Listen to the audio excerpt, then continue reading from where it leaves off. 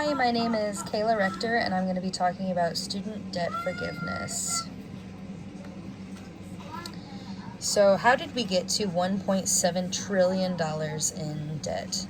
So, in 1965, the Higher Education Act happened, and that Lyndon B. Johnson signed a law that created federal student loan program.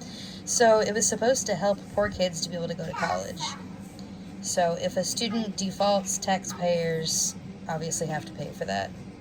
In 1972, Pell Grants and Sallie Mae were created. So Pell Grants are free money for low-income students, and which is awesome.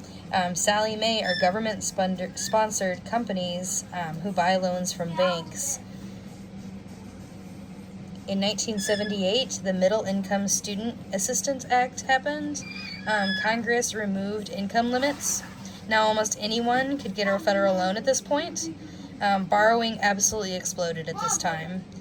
Tuition started to climb faster than inflation. In 1992, loan limits raised, so grad students and parents could now borrow unlimited amounts of loans.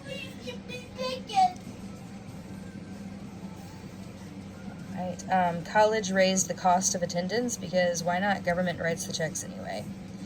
In 2010, Obama and Obamacare happened, and they kicked private banks out.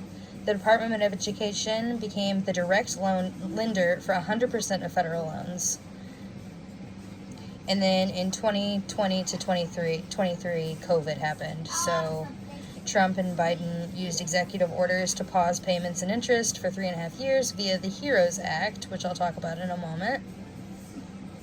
And then today, 43 million borrowers owe around $1.7 trillion in student loan debt. The average debt is about $37,000 per borrower. Okay. So the pro-forgiveness side, the HEROES Act is the Higher Education Relief Opportunities for Students Act of 2003.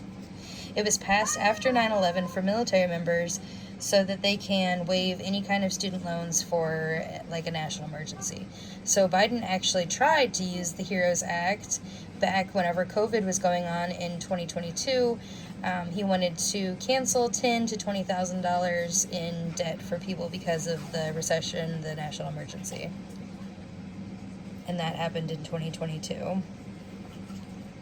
Okay, and then Republicans, they sued him, so his idea was obviously scrapped.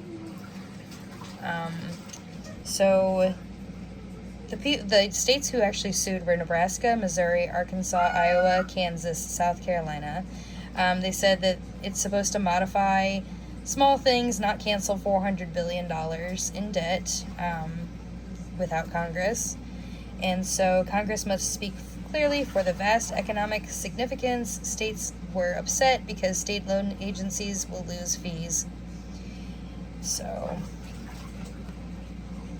all right, so the Biden versus Nebraska case, the Supreme Court struck down the plan 6-3 because the president can't just rewrite laws. So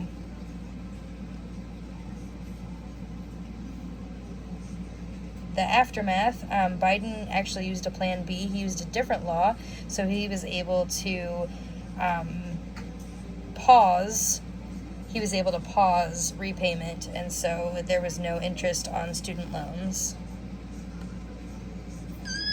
Okay, so the president tried to use the HEROES Act, but Congress did not authorize it, and so they could pass the bill, but they haven't. They're very slow. So the red states sued, and 70% of young voters actually support some debt forgiveness.